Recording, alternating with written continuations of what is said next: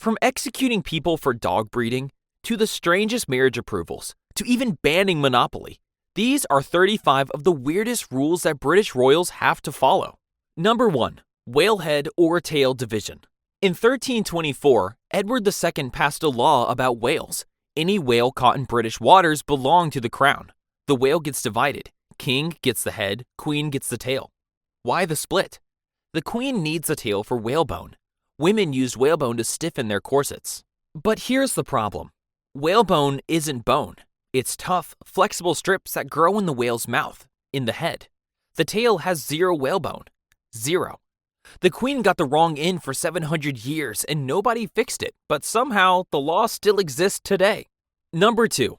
Death penalty for pet breeding. Royal dogs couldn't breed with common dogs. The penalty? Death. Before George I, it was law. Your dog mates with a royal dog without permission, you get executed. Not your dog, you. Why? Royal bloodlines. The king's hunting dogs had perfect genetics. A random dog ruins that. This was a capital crime until 1965. That's when Britain abolished execution for murder, treason, and dog breeding. Royals couldn't marry commoners and neither could their dogs. Today, the law still exists, but now it's a fine or jail time. Number 3. Square sandwich ban. Royal sandwiches can't have square corners. The reason? Pointed edges meant treason. Sandwiches served to royals must be circles or triangles, never squares. Why? Medieval paranoia. Pointed food meant assassination. Sharp corners on a sandwich? You're symbolically trying to kill the king. This should have ended centuries ago. It didn't. Royal chefs still cut every sandwich into rounds today. Medieval assassination fears alive in the kitchen. Number 4. Christmas weigh-in. Christmas guests at the king's country house have to get weighed, both on arrival and then before they leave. King Edward VII started this in the 1900s. The house is Sandringham and has antique scales that everyone steps on. The goal? Gain 3 pounds. But why? Proof you enjoyed the feast. If you stayed the same weight, you insulted the king. This should have died with Edward VII, but it didn't. The tradition continues today at Sandringham. Your body weight became a thank you note. Number 5. The monarch eating rule. The king stops eating, your meal is over. Fork down now. It's protocol. When the monarch finishes their food, everyone at the table must stop immediately. Still chewing? Too bad. Plate gets taken away. Why? Difference. The meal ends when the king says it ends. Queen Victoria made this hell. She ate fast. 7 courses in 30 minutes. Guests scrambled to keep up. Most didn't finish. This should have ended with Victoria, but it didn't, and the rule still exists today. Your appetite is controlled by when the king stops chewing. Number 6. Armor ban in Parliament. In 1313, England banned armor in Parliament. No weapons allowed. The reason? Nobles kept showing up ready for war. Thomas, Earl of Lancaster, refused to attend without his armed men. Full armor.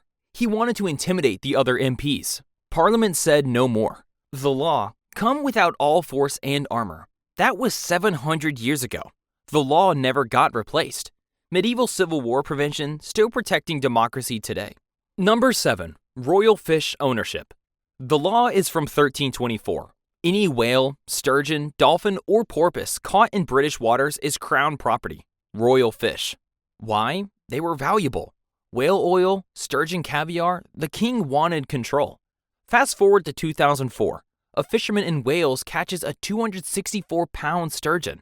He had to fax Buckingham Palace for permission to keep it. Fax the palace about a fish. The crown let him keep it, but the law still stands.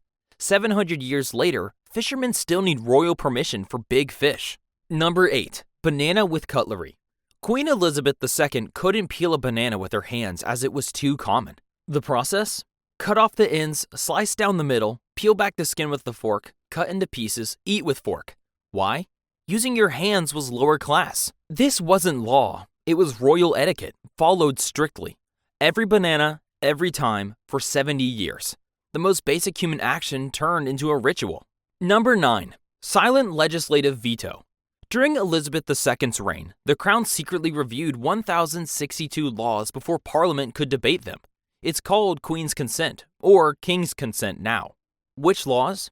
Any that affect royal money or property. race relations, food policy, car parking charges, but mostly laws about land, inheritance, and private estates. Follow the money. It's always about the money.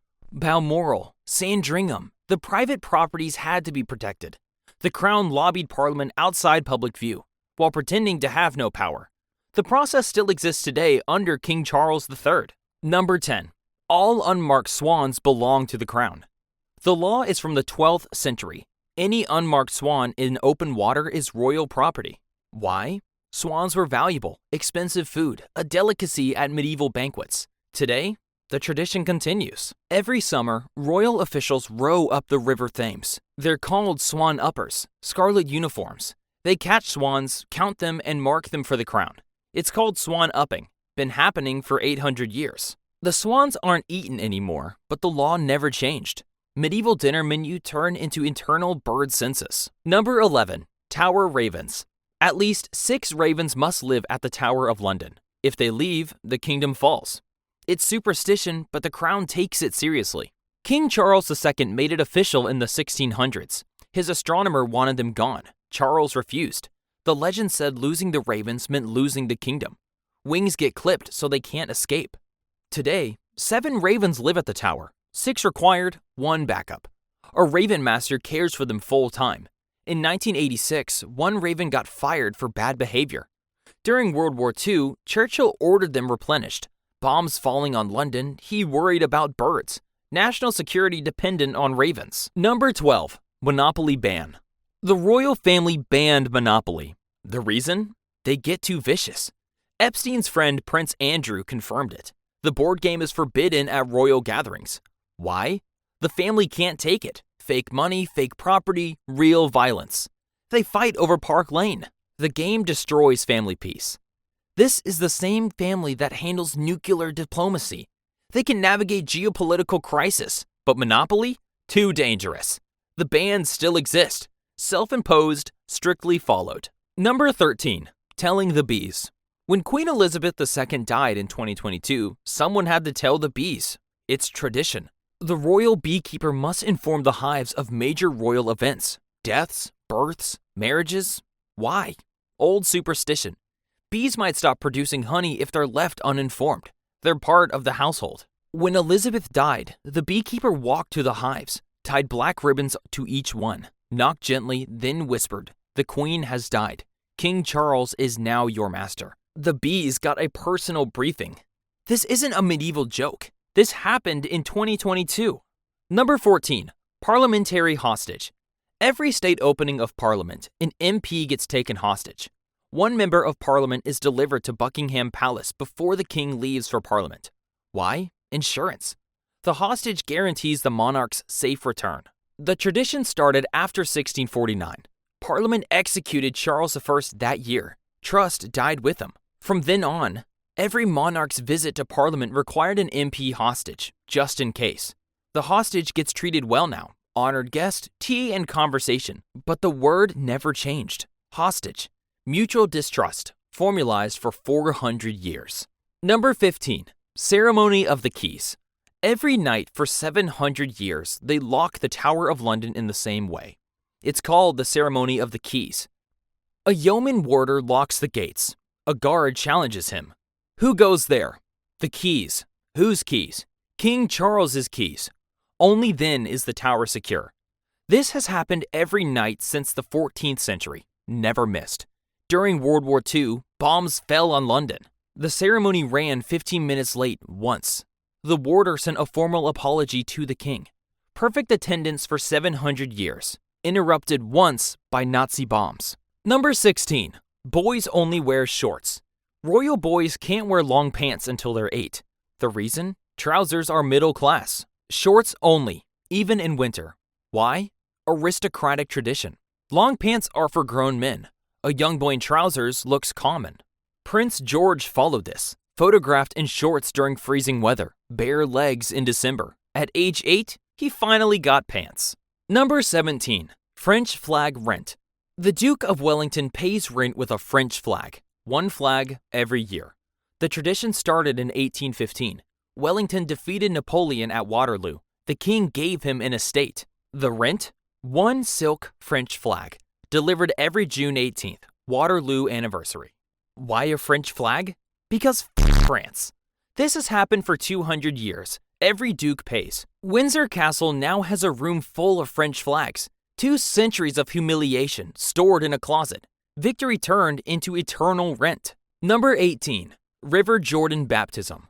Royal babies get baptized with water from the River Jordan. Local holy water isn't good enough. The water gets flown in from the Middle East, from the river where Jesus was baptized, collected, sterilized, shipped to Britain. Why? Sacred source material. This has happened since Queen Victoria. Every royal heir for 180 years. Prince George, Prince William, Prince Charles, all baptized with imported water. The tradition continues today. British Church waterworks for commoners. Royals need biblical geography. Number 19. Tiaras. Married only, after 6 p.m., 45 degrees. Tiaras have rules. Married women only, after 6 p.m. only, 45-degree angle only. Before 6 p.m., hats. After 6 p.m., tiaras. But only if you're married. No tiara means you're single. Available. The angle matters. 45 degrees, tilted back. Not upright, not flat. Why? Signaling. Your headwear broadcasts marital status and time of day at once. Kate Middleton got her first tiara on her wedding day. Meghan Markle, too. 1 piece of jewelry, 3 rules, instant social communication. Number 20. Garlic and onion ban. No garlic in royal kitchens. The reason? Bad breath is a diplomatic incident. Camilla confirmed it. Garlic is a no-no. The royals shake hands with presidents, prime ministers, foreign leaders, thousands of handshakes. Garlic breath during a state meeting? Career ending for the chef. Onions? Also banned. Same problem. Italian cuisine gets rewritten. French classics altered. Entire cooking traditions modified to avoid 2 ingredients. The monarchy can handle geopolitical crisis, but can't handle garlic. Number 21. Must pack black mourning outfit. Royals must pack funeral clothes on every trip. The rule started in 1952. Princess Elizabeth was in Kenya when her father died. She became queen instantly. But she had no black dress. Mourning protocol required it. The plane couldn't land until someone delivered a black outfit. The new queen waited on the tarmac, in the wrong clothes, while Britain waited for their mourning monarch. Since then, every royal packs black formal wear, always. Weekend getaway or state visit, funeral clothes in the suitcase. Permanent death preparation, packed next to the swimsuit. Number 22. Heirs cannot fly together. Direct heirs to the throne cannot fly on the same plane. The reason? Protect the line of succession. If the plane crashes, you lose 1 heir, not 2. In practice, the rule gets broken constantly. William travels with his kids all the time. But at age 12, it changes. Prince George must start traveling separately from his father. No exceptions. The moment he turns 12, family vacations require multiple private jets.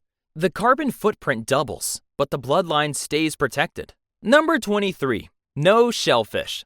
The royal family can't eat shellfish. The reason? Food poisoning becomes a diplomatic incident. 1 bad oyster and you're vomiting in front of a foreign leader. Unacceptable. Royal chefs banned it. Oysters, clams, mussels, prawns, all off the menu. State dinners get rewritten. Entire seafood courses removed. King Charles breaks this rule privately. He loves sushi, eats it at home. But official events, shellfish stays banned. Number 24. Handbag signals and no touching. The Queen's handbag was a weapon, a communication device. Switch it from left arm to right. End this conversation now. Place it on the table. Leaving in 5 minutes. Place it on the floor. Rescue me from this person. Staff watched the handbag, not her face. The bag gave orders. Nobody could touch her either. Handshake only, unless she initiated. Michelle Obama hugged Queen Elizabeth. Made headlines, but the Queen reached out first. 2 rules, 1 message. The Queen controls everything, even casual contact. Number 25. Servants break in shoes. The Queen never wore new shoes. Someone else did that first. New shoes cause blisters, so the Queen's dresser wore them first. Angela Kelly, same shoe size as Elizabeth II. Her job? Walk around Buckingham Palace in brand new royal shoes for hours. break them in, suffer the pain, then hand them to the queen. Professional foot suffering in the job description. This wasn't medieval. This was Elizabeth II until 2022. The queen ruled an empire but couldn't handle uncomfortable shoes. Number 26. Staff irons shoelaces. King Charles III has his staff iron his shoelaces. Not the shoes, the laces. Wrinkled shoelaces are unacceptable. Staff also squeezes toothpaste exactly 1 inch, measured every morning. 2 daily tasks, both outsourced, both absurd. This is the head of state, commander of the armed forces, future ruler of Britain. Can't iron laces, can't squeeze toothpaste. Number 27. Cannot remove coat in public. Female royals can't take off their coats in public, even indoors. The rule? Removing a coat is disrobing, distasteful. Arrive at an event wearing a coat, it stays on. Heated room, formal dinner, doesn't matter. Kate Middleton found a workaround. Coat dresses. Tailored coats that function as the outfit itself. Can't remove it if it's not technically outerwear. Temperature gets ignored, comfort gets ignored, modesty wins. Sweat through the event, but look proper doing it. Number 28. No passport, no driver's license. The king doesn't need a passport or a driver's license. The reason? Both are issued in his name. Can't grant permission to yourself. Every UK passport says His Majesty request and requires. He can't request things from himself. Same with driver's license issued by the Crown. The Crown doesn't regulate itself. This creates bonus exemptions. Drive without number plates, without registration, without seatbelt. Legal loophole becomes total road freedom. Everyone else needs documents. The king needs nothing. Number 29. Blood supply traveling. The king travels with his own blood. Every trip. Personal blood supply, packed on the aircraft, part of the emergency medical kit. Why? Medical emergency abroad means transfusion. Local hospitals can't be trusted, so they bring his blood. Pre-screened, refrigerated, ready. Weekend at Balmoral? Blood in the car. State visit to France? Blood in the cargo hold. Can't trust foreign medicine. Can't even trust British hospitals outside London. Mobile blood bank following the king everywhere. Number 30. Cannot enter House of Commons. The king cannot enter the House of Commons, banned from his own parliament. No monarch has entered the Commons chamber since 1642. Charles I tried. Parliament executed him 7 years later. The lesson stuck. Every state opening happens in the House of Lords. The Commons get summoned there. The monarch never crosses into their chamber. Parliament answers to the people, not the crown. The room proves it. Self-imposed exile for 400 years. Number 31. Politics ban. The king can't vote. Can't share political opinions. Head of state gagged from democracy. Constitutional neutrality. The monarch stays silent on politics always. Queen Elizabeth did this for 70 years. Nobody knows who she voted for because she never voted. Why? The crown represents everyone.